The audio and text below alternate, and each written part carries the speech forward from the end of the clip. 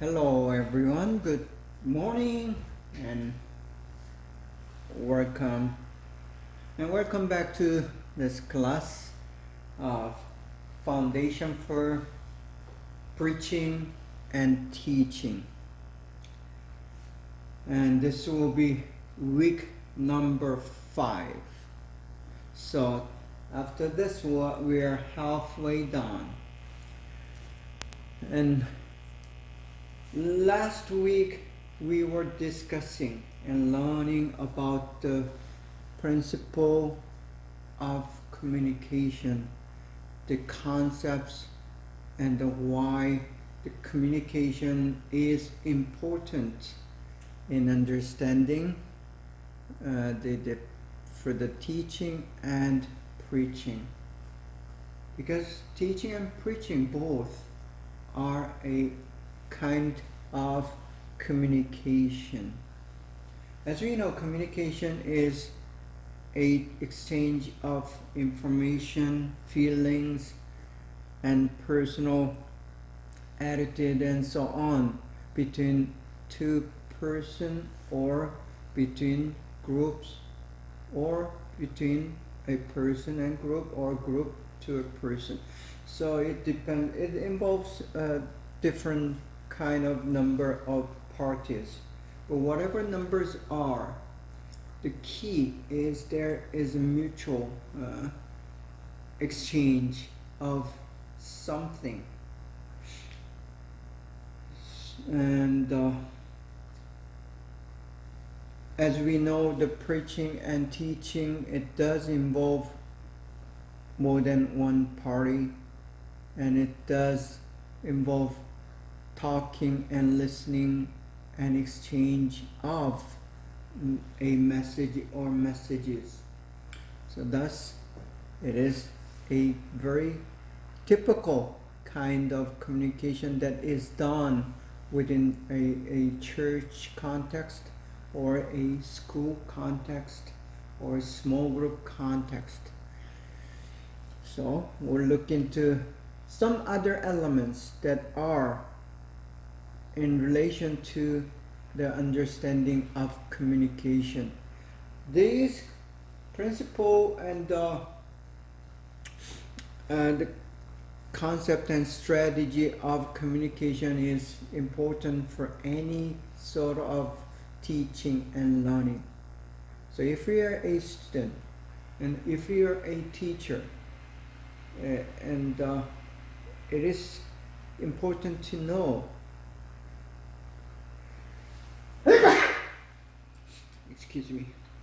how the modern science understand the theory of communication.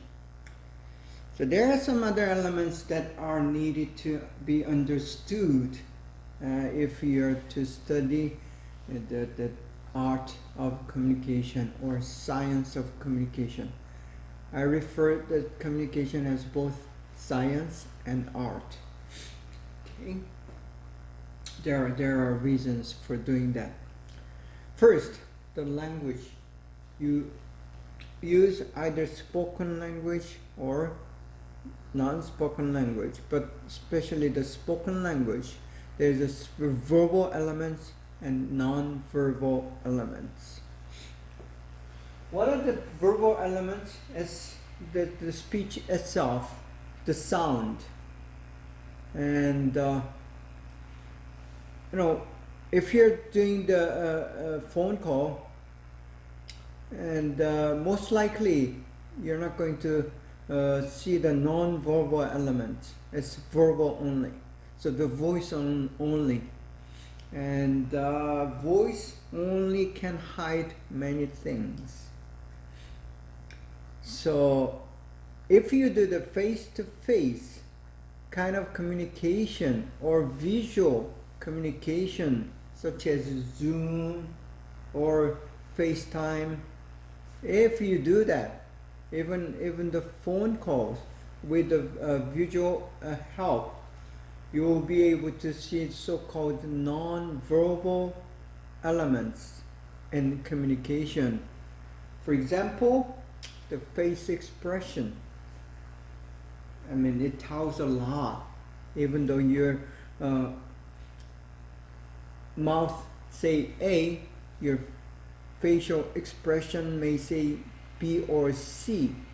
So without seeing the face and the eye contact, your eyes can tell a lot of information.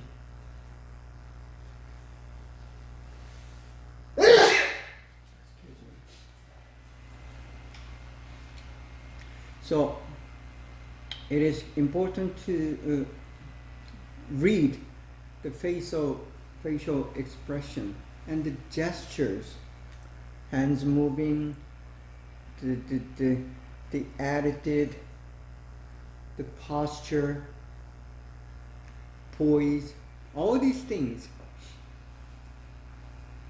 can also tell it helps to interpret what you are hearing. So those are some of the non-verbal elements. And if you are doing the teaching and preaching in front of a congregation or students, okay, your gesture, your facial expression is as much as important than the tone of your voice, the speed of your speech, and the loudness of your speech, and so on. So both verbal and non-verbal elements are very important in doing an effective communication. The reason that we are studying the communication is so you can be an effective communicator as a teacher or a preacher or both. Then symbols. Sometimes people use symbols to communicate. And for example, cross. For us Christians, cross means the Christ who has been resurrected and then suffering and dying of the cross, on the cross. And that the cross means also the redemption, the forgiveness of sin. See, so it's just one symbol, cross, but it can express many different things. In ancient times, in the early Christian days, they used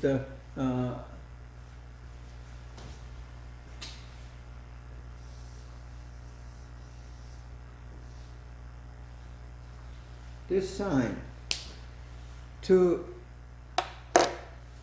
secretly tell that you are a Christian. So it was a symbol that signifying that you are a Christian.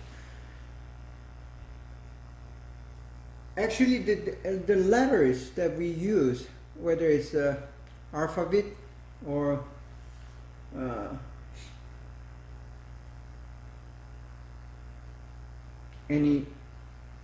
the Chinese characters, the early letters began as a symbol, and then it has developed into a certain letters to be used as a means of communication. But the original and the very, very primary or primitive forms of letters were symbols. Then there's a mood. While these things, the language can be heard and non-verbal language can be seen and symbol also can be read, but the mood of a communication, you cannot see it or you cannot hear it, but you have to feel the mood or atmosphere. Many times the mood that you create as a speaker, whether you're teaching or preaching, that can be very critical in delivering a message. You cannot deliver a very serious message while your mood is so light and funny and humorous. I mean, the preaching does involve humors, but serious messages need and it takes a serious mood. So mood and the message has to be in accordance, meaning it has to agree. And you can create the mood of speech or teaching as a speaker. So that is also one of the important elements in understanding communication. But let's take a look at the impact of communication to see how these different elements work in actual communication or teaching or preaching either. So this is a very general, kind of figure. It's not absolute, but it's more of an example. But it is most likely in general communication, such as teaching and preaching. 55% of communication is done with this visual. So what you see is more important than what you hear. Only 38% of communication is contributed to audio, what you hear. And then 7% is done through the text. So this kind of visual aid helps you to remember, helps to communicate.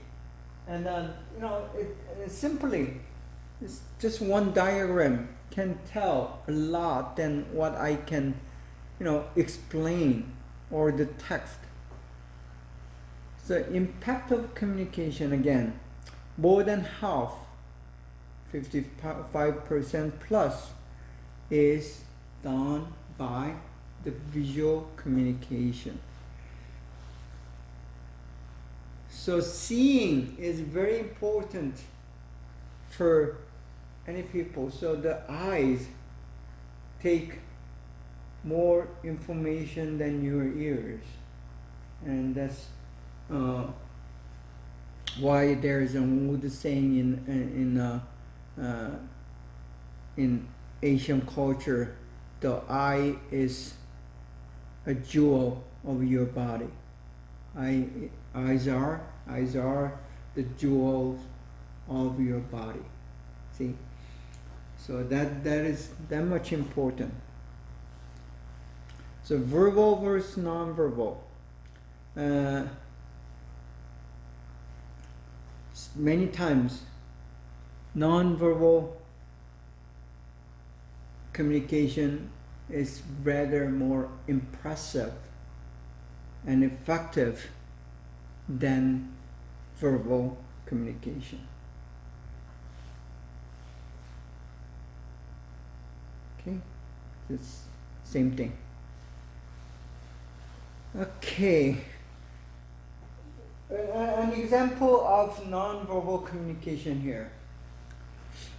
Your facial expression can tell how you feel, what your mood is, and what he or she may tell you even before that he or she begins to talk. Happiness, sadness, anger, and whatever the feelings are, it will be expressed on your face. So the face has 200 some small muscles that can be arranged in very different combination to make an expression. So this is just a general expression, but there are hundreds of different detailed expression that can be read when someone is communicating with you. So as a speaker, whether you're preaching or teaching, your facial expression can tell a lot than what your mouth can say. So again, it says only 35% of communication is verbal, and then rest of the communication, 65%, would be nonverbal. So, I mean, there are differences in the numbers, but generally speaking, the communication is done more by the non-verbal elements than the verbal elements. So good speech alone cannot be a good tool or good strategy when you're preaching or teaching.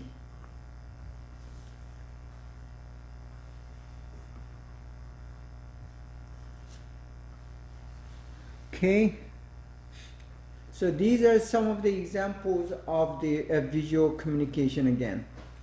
The signs right on the top corner, these are the signs. And then there are the diagrams.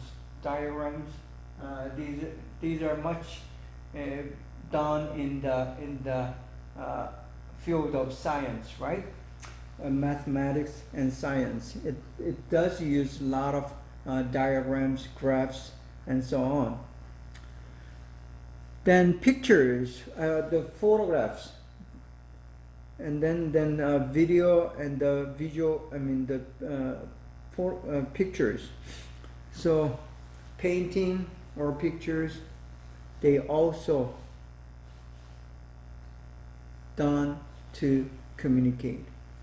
So the artwork, for example, when you go to a museum, there are a lot of paintings, and I mean, it's beautiful, it's nice to look at, but the primary purpose of the painting on the wall is the communication. It's communication. So people draw the pictures and the paintings to communicate. It does records a history, or it records a person, or the scenery, and trying to say something. Especially the abstract artworks, they contain the message of the painter. Another example would be music, and even though it's not a visual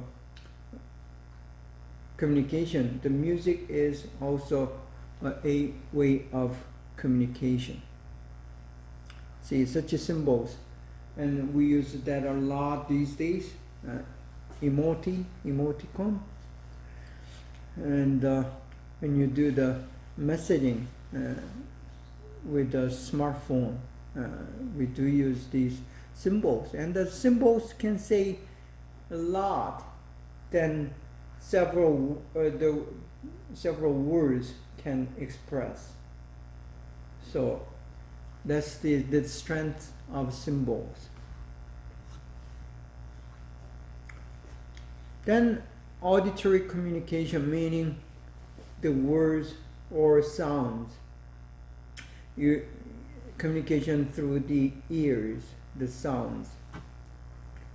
And usually the preaching and teaching does involve the speech, and the speech is a primary part and the elements of communication in preaching and teaching.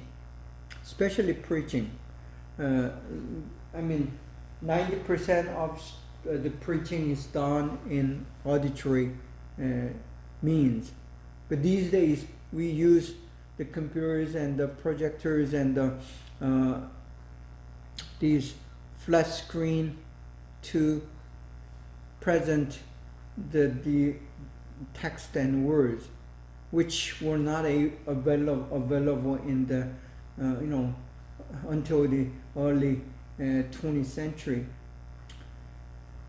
So this is a modern thing to be able to use the screens to present or help the message. And many churches today, they use the screen for effective communication.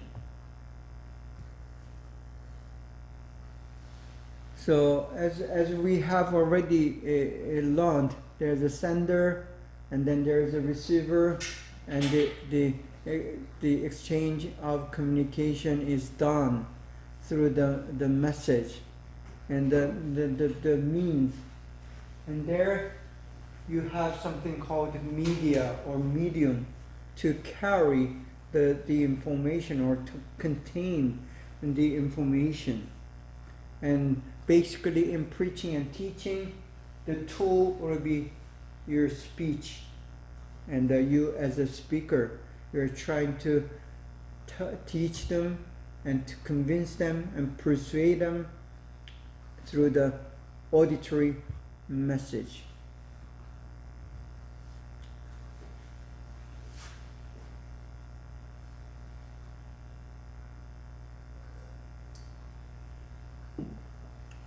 Okay. Communication principles. These are very important elements in this particular lesson. You need to understand the principles. First one, your message has to be original, especially when you're preaching. And what I mean by original is you need to stick to the Bible. So the Bible is the origin of your message, and your message needs to be original. Nothing new, but stick to the origin. In that sense, it has to be original. Okay? Again, it has to be biblical.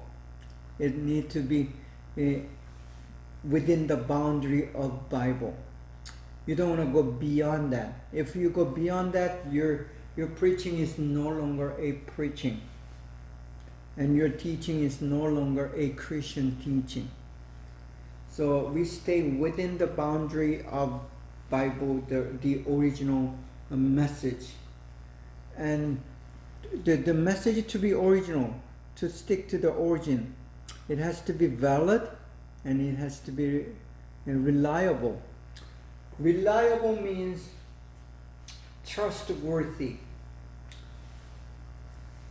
You cannot be reliable today and not reliable tomorrow. It has to be reliable all the time. And the Bible is the kind of message that is reliable, whether you're reading today or you're listening a week later or a month later and 100 years later. It is still reliable because the source, the origin of the message is reliable and trustworthy. Because God is trustworthy, and because He is reliable, you can trust Him. The message that He speaks is always reliable. You can trust. And validity is also a measure of truth. I mean, validity is saying whether it's true or false. When it is always true, then it is reliable. When there's sometimes false, then it cannot be trusted. It's not reliable. So validity is the first thing that you're going to check.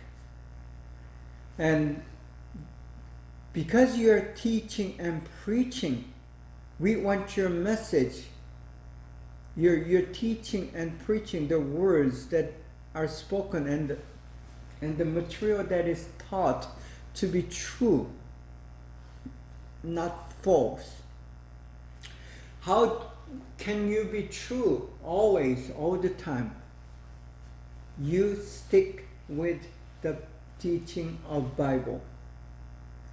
You teach what the Bible teaches, and you teach what the Bible preach, and you just say what Jesus said, and you deliver the message of what God has given to His people. And by doing that, you are going to remain valid. And the issue comes when you are interpreting the message, the text of the Bible. That is where the mistake happens. So the validity, again, it means whether it is true or not. Reliability, it has to be always true, whether past, present, or future. Many number of times you may speak and preach, you want to be reliable. So original, it means you have to be true, and you need to be trustworthy, anytime, anywhere. Then number 2, communication principle number 2.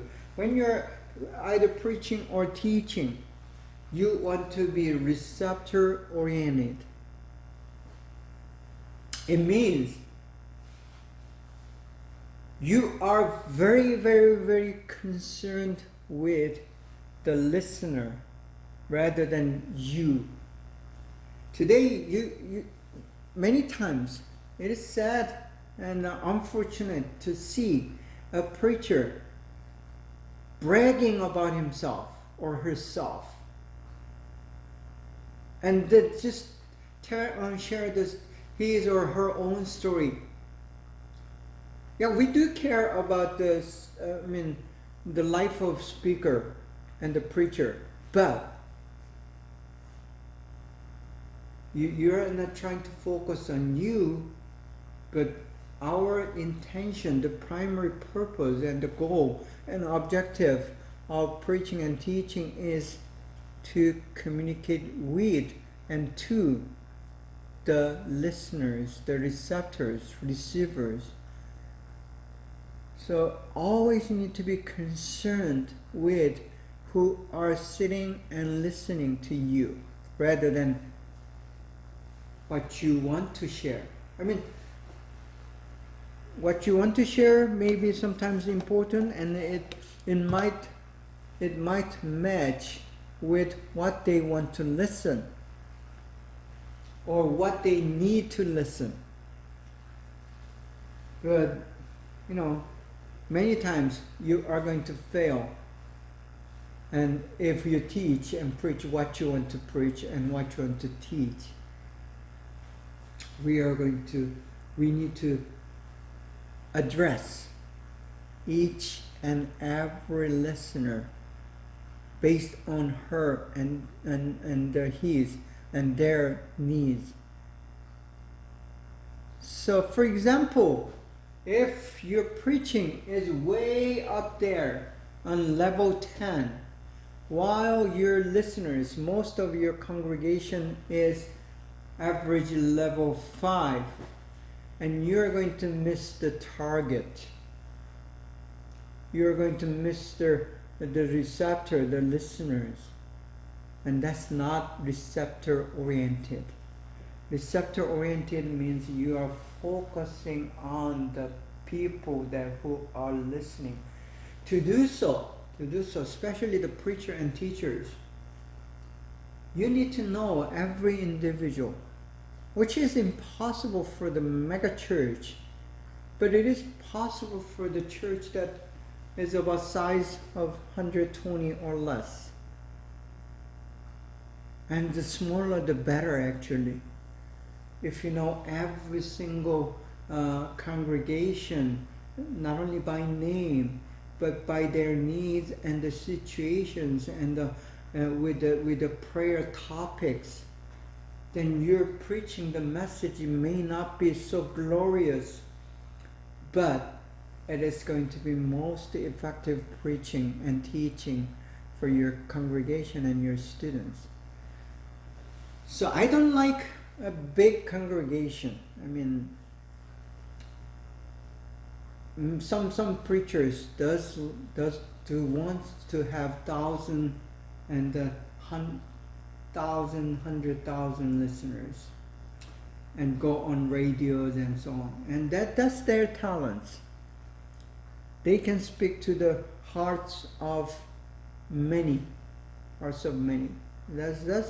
a gift, and that's the gift of God. But on the other hand,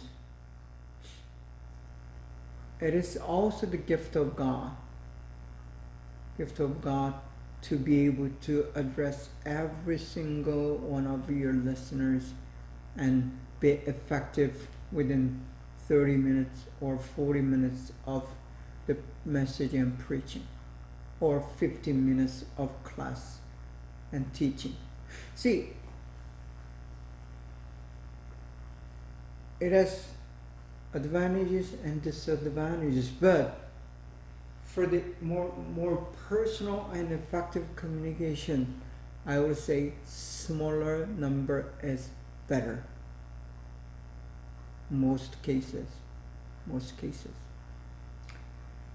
And then number 3, the principle would be contextualized. I said a relevancy. You can you can preach a good message, or you can teach a good lecture, but it has to be connect with your students or your congregation. So the contextualizing has to do with the receptor-oriented message. And it does refer to the situation that they are in, their reality. If your reality is separated and far distant from their reality, the students and the congregation, then your message is not going to be effective. You're so rich that you have to drive $100,000 cars, and you not only you have just one of those kind. If say you have three different cars of that price range, and most of your congregation has only, food on the table by daily earning. There's a big difference in the reality, the context. And if that's the case, it will be much difficult for you to, deliver effective, receptor-oriented, contextualized message. So relevancy is built when you are one of them.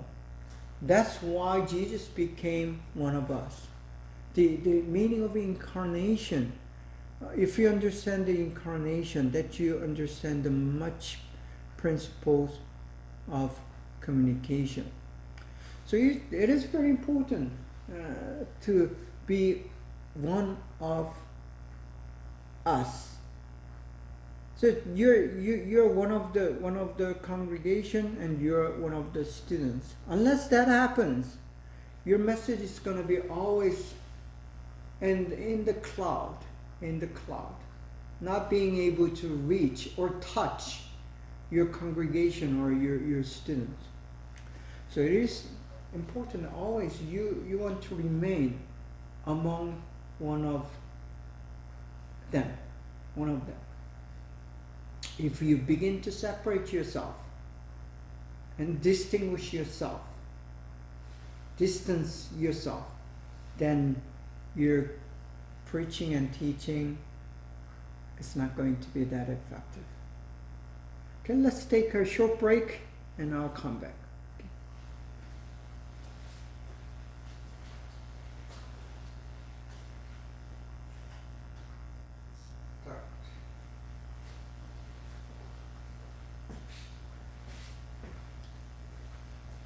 Okay, let us continue. More principles.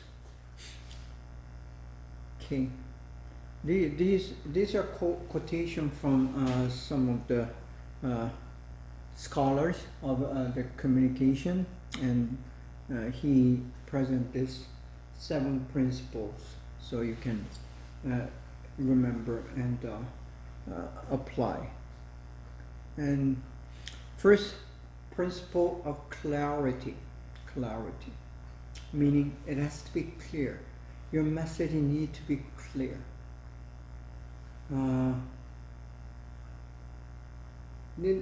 First, the pronunciation is very important. Some people, kind of it's the words, and because he or she may speak too fast,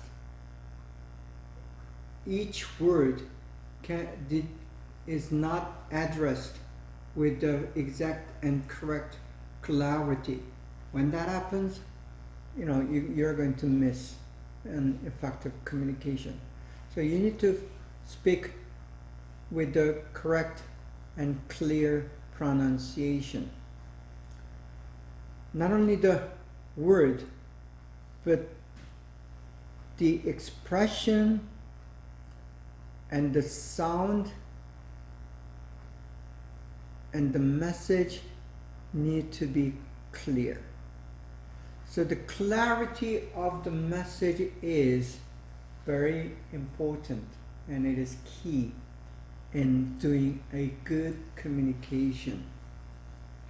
Another word, when you listen to someone, whether it is a preaching or a teaching, your messaging needs to be clear, not to be confused. And you want to say just one thing and not 2 things. Many times, sometimes, not many times, sometimes a preacher or teacher may say the message that is contradicting one another. And when that happens, the clarity fails and the congregation and students are confused. So it is better to focus on one message rather than 2 or 3 different lessons, especially when you are preaching. Because many times, average preaching is around 30 minutes or less or more. Rarely more than an hour.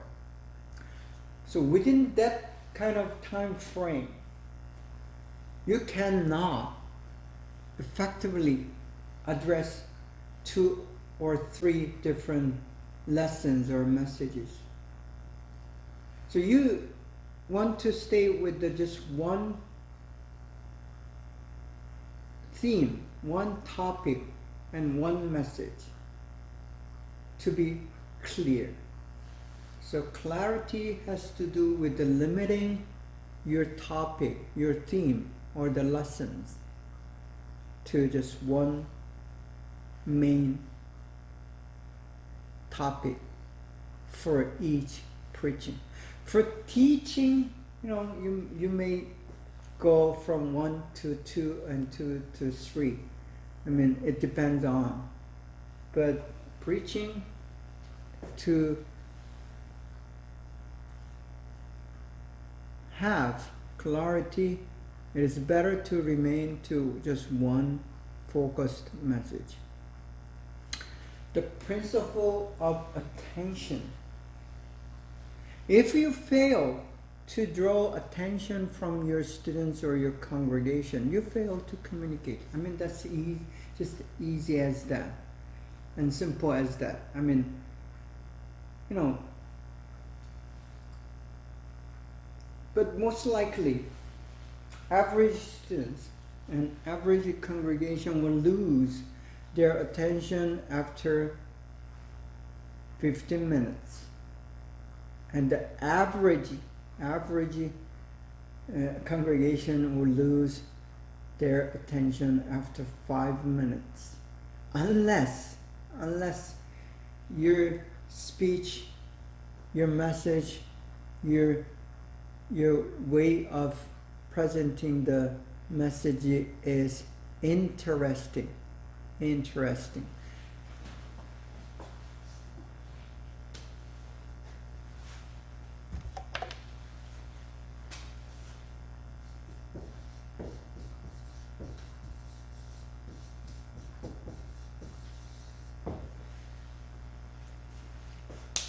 So, when it is interesting that you keep and maintain their attention,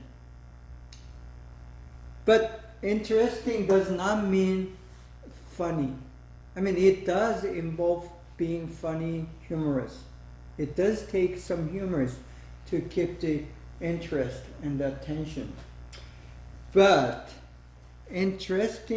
it becomes interesting when a preacher talks about you and your particular situation and your particular needs.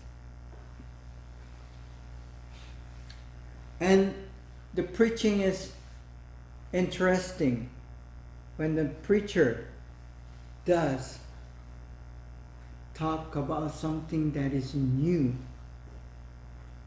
And preaching is interesting when he or she, the preacher, answers your questions, especially the deep questions that is inside you. Especially for those in Asian culture, we are not taught to ask questions against the authority.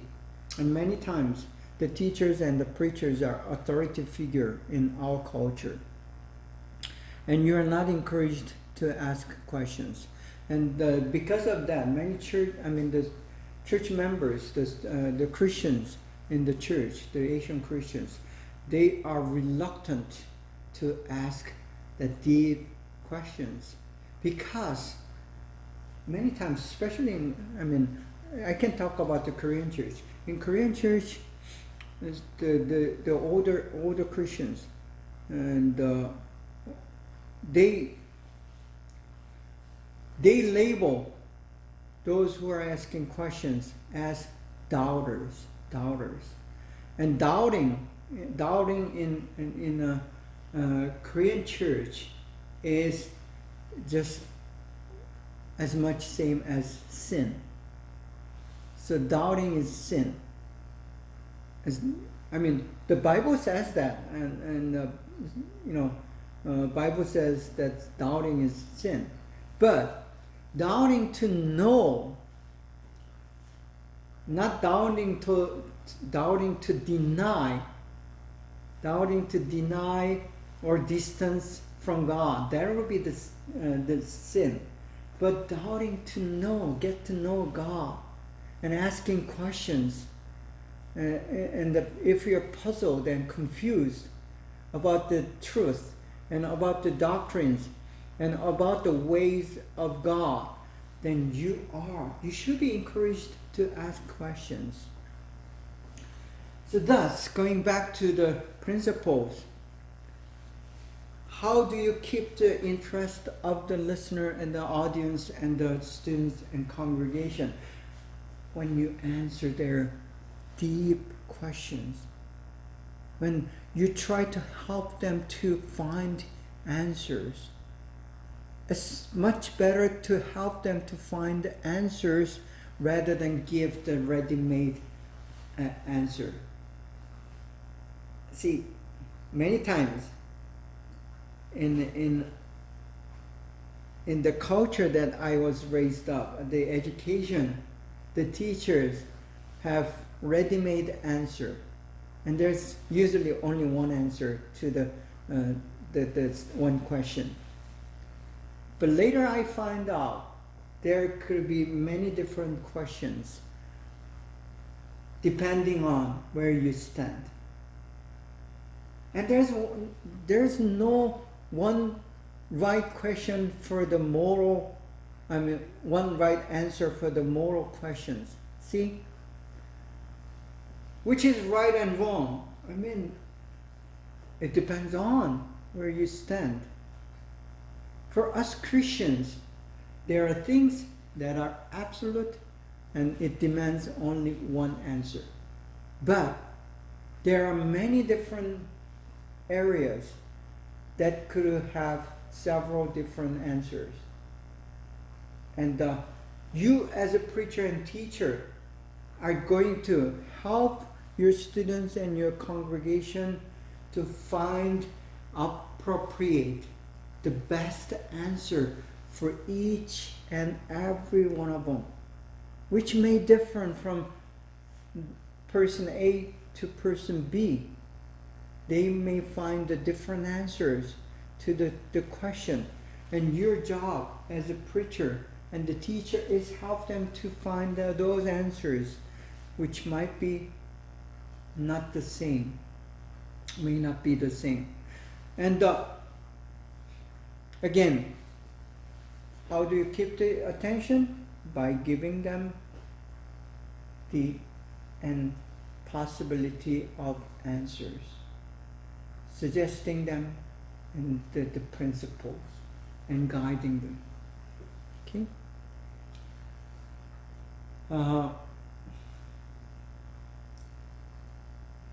You need to keep them interested, and by doing that,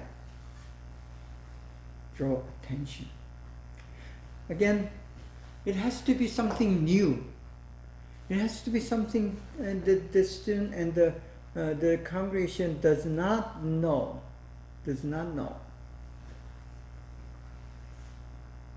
And to do so, not only you're giving the new information, but you have to be creative.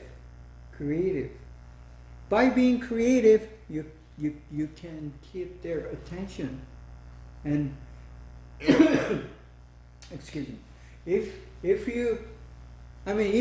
your students and your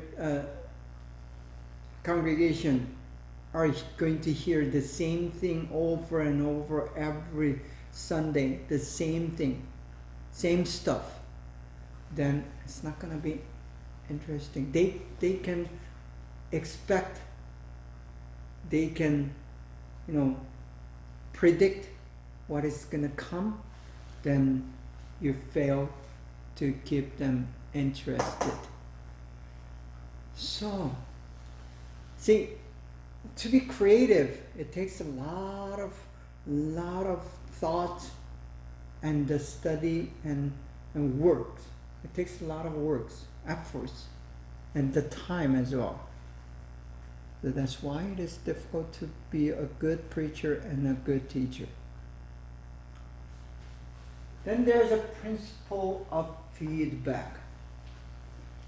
It simply says, if you just say and talk and speak and then done and period, and if you're not going to be interested how your congregation and your students respond to your speech, your message, your teaching, then you're not gonna be never gonna be a good preacher or teacher.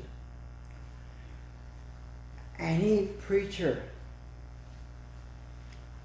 whether you've been doing it for a year or 30 years, there's always going to be a criticism. Some criticism are valid. Some criticism are not valid. But you have to be very objective against those criticism. You are once you stand as a preacher and teacher, just like myself, it does require, it demands the evaluation and critique. Whether you're, I mean, it is an obligation. It does follow your profession as a preacher and teacher. So you shouldn't be afraid to face those comments, critics, and advice, and even praise. Praise is good, but not always, because people may say the things that you want to hear rather than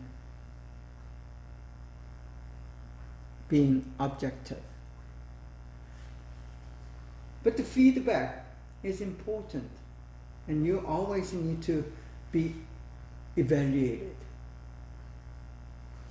And teachers are, I mean, especially if you're working as a Christian teacher, you're going to be evaluated, and the evaluation is within the system. It is there. But if you're teaching as a Sunday school teacher, or if you're doing the preaching as a pastor in a church, it's not easy to get a balanced feedback and systematic feedback. So if you want to be a good pastor and preacher and a teacher, and a preaching teacher or teaching preacher, either way, then you need to set up a certain system of evaluation that will be more objective. And by doing so, you are going to improve. You're going to be improved, and you're going to be become a better preacher.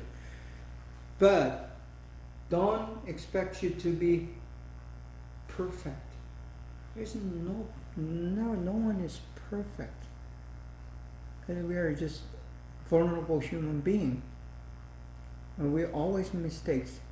And even if you become good, there's always there is a chance that you can become less and less and worse and worse. See, that's just us human beings. Perfection is never perfection, and you can always fail and backslide. Because of that, the feedback makes you stronger and better, and help you to stay vigilant and keep evaluating yourself, and help you be humble. So that's the principle of feedback. And then principle of informality. The preacher and teacher can become so structured, so fixed, so accustomed to what he or she is doing. I mean, when you preach like every week for a year or 2 or 3, there's always that danger of mannerism, because you're doing the same thing over and over again, and you become more skilled and professional. And one of the danger of having the mannerism has to do with the feedback. I already talked about it. But another side of becoming some, accustomed to what you're doing, you become very formal. Because what you have been doing is gonna automatically formulate yourself and put you into a box. And for you, it's gonna put you in the box, and you're not able to come out of the box. Out of the box.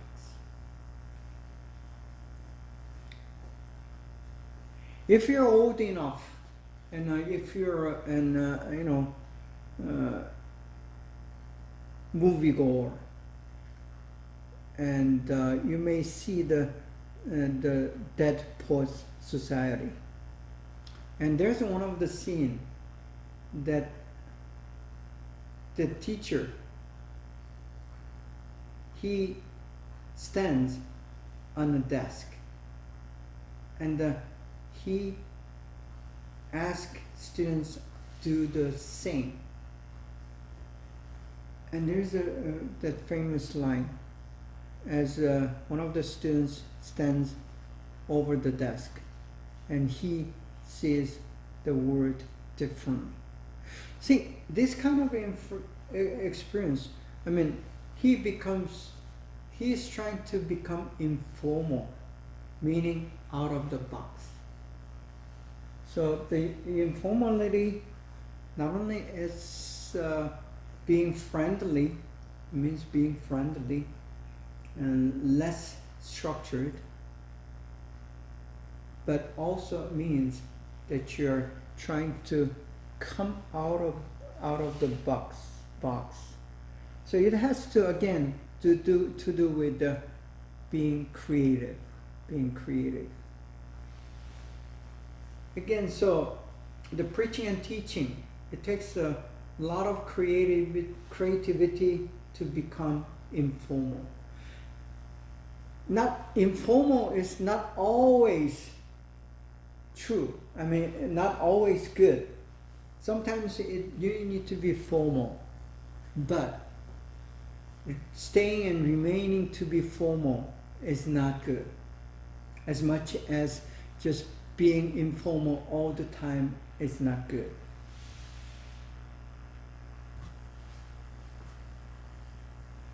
Okay, then principle of consistency. Consistency means being the same. I just told you that you need to be creative and different to keep people interested. The consistency has to do with not the method or strategy, but it has to do with the message. Your message needs to be consistent. Again, it has to do with the validity and the reliability. Unless you are consistent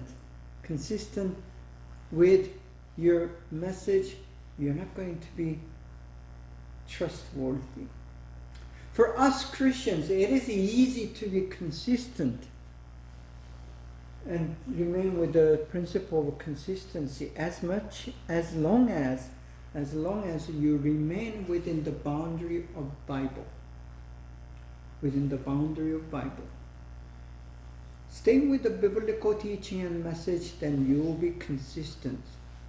So how do you do that? You have to know the Bible. You need to study the Bible. You need to be an expert of the Bible.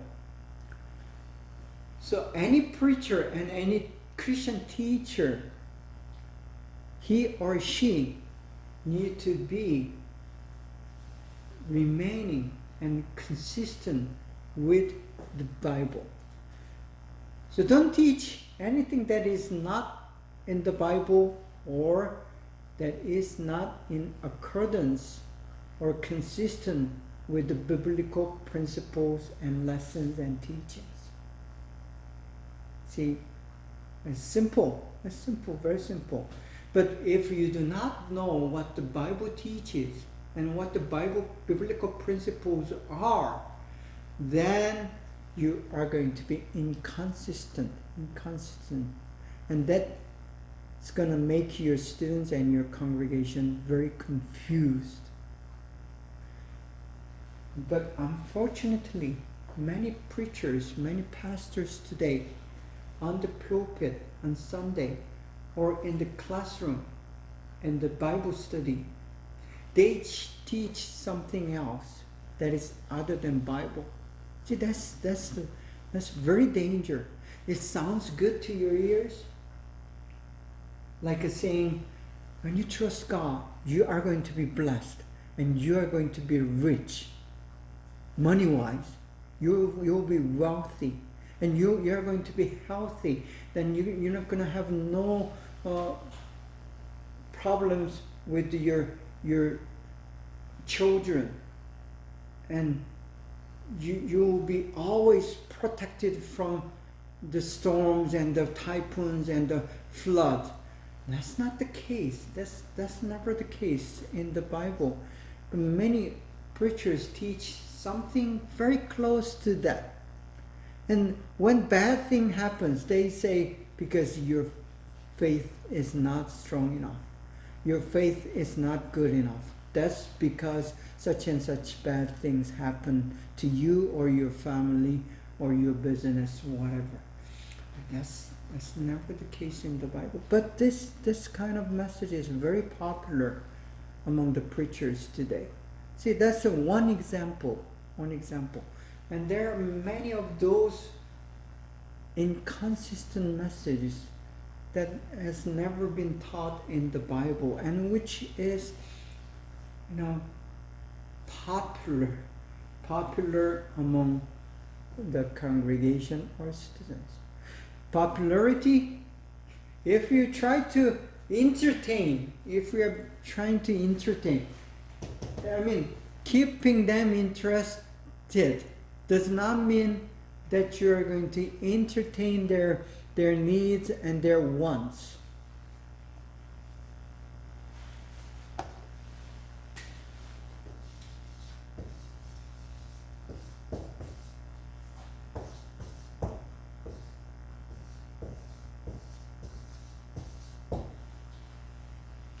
Wants and needs are different.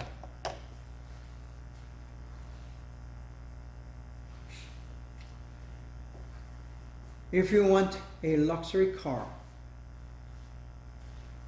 when you need just a means to transport you from point A to B without trouble and accident, that's going to be the need. But you want something faster, something fancy, something more expensive, so people can, say wow and respect you. That's different ones. You can just use a solid and tough bag to carry your notebook or your stuff. But someone wants brand name, so-called luxury brand name, to do the same function. That's going to be the wants. So these and wants are two different things. If you as a preacher and teacher try to entertain their wants as much as yours, then you are going to fail as a communicator. You're never going to be a good preacher or teacher. So that's consistency for the Christian preacher and teacher. Then principle of timeliness.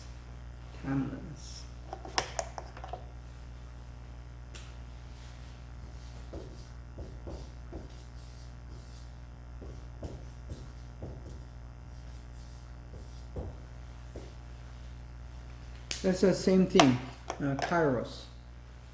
Kairos is a Greek word for the time. For us Christians, we are living in a kairos kind of time, not the chrono.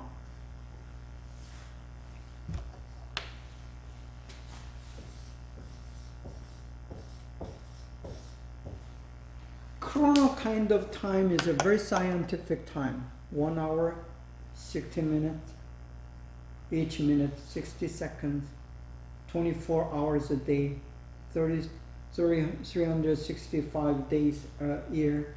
That's equal for everyone.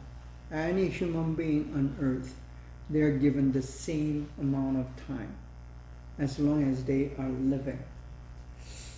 But those scientific time does not say anything about your life. The kairos kind of time tells you who you are, what your life is about, and what kind of life you're living. So this time is time with the meaning, time with the significance, time with the purpose. And the communication need to address the kairos of your students and your congregation, and also including yourself. I told you that you need to be with the congregation, with the students. You are walking with them, you're traveling with them, you're living with them, you're breathing with them. So you're at the same boat, in the same boat. You're being a remote controller of a boat, and you yourself is not in the boat, and you're not the captain of the boat, then you're not going to be the good preacher, or you never be a preacher actually. So you need to be with them in the same boat. And because when you are with them in the same boat, then you are going to meet that timeliness. There's time to mourn, there's time to be happy. In the Ecclesiastes, the wise word of the Solomon, he said, there's time to plant, and there's time to reap. See, you cannot be the same. And that's same for the life, and same for the church, and same for the students, that principle. So you need to teach on that time.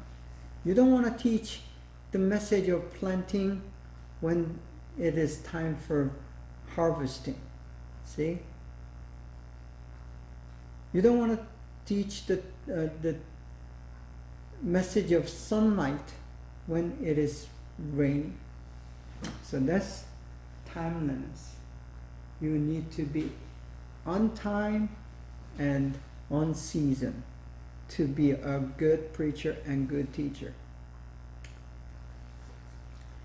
And the principle of adequacy need to be proper and proper to the situation. So to be adequate, again, timeliness, the listener oriented, and the creative, being creative, all this comes to the adequacy. It need to be appropriate, and need to be in relevance with the listeners. The message and the means, and then the mood of the speech, and the speed of your speech, all these need to be adequate. Do not go over and beyond, and to be extreme, or to be less than you are not adequate. So please try to remember these principles There are more, of course, more principles than listed here, the 7 principles. But this is more than enough. There's 7 principles. If you just remember and try to remain within these principles when you prepare your teaching and your preaching, and then when you deliver it, and just keep remembering this, and you'll be a good teacher and good preacher. So I think time's up for today, and thank you for your good attention, and I'm going to come back next week and to continue on this subject of the preaching and teaching. And have a good day and good week, and see you next week.